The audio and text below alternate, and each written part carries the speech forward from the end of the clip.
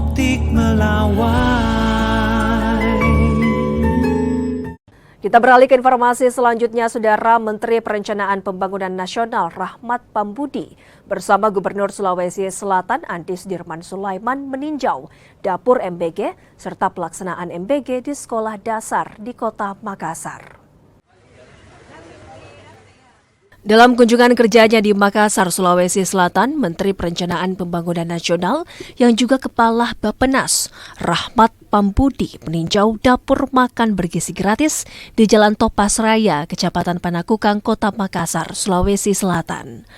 Bersama Gubernur Sulawesi Selatan, Menteri PPN berkeliling, melihat langsung fasilitas dapur MBG hingga proses penyediaan makanan. Selain meninjau fasilitas dapur MBG, Rahmat Pambudi juga meninjau pelaksanaan program makan bergizi gratis di SD Tamamaung 4, Jalan Abdullah Dengsirua, Kota Makassar. Kita meninjau MBG yang sudah berjalan dan alhamdulillah tadi secara overall sangat bagus dan lebih standar dibanding wilayah mungkin di provinsi lainnya. Alhamdulillah itu salah satu bisa menjadi benchmarknya untuk MBG lainnya. Yang kedua, kita sudah lihat anak-anaknya sangat antusias dan sangat semangat.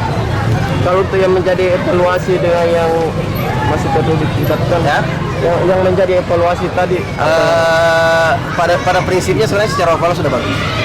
Yang perlu kita mungkin ini bagaimana penambahan saja karena sudah banyak di Sulawesi Selatan targetnya untuk terus ditingkatkan jumlah target di Sulawesi Selatan sampai menjangkau ke wilayah daerah-daerah juga. Saat ini di Sulsel terdapat 76 SPPG dan jumlah ini masih akan ditingkatkan atau ditambah untuk dapat menjangkau daerah lainnya. Adapun target SPPG yang akan dibangun di Sulsel sebanyak 900 SPPG.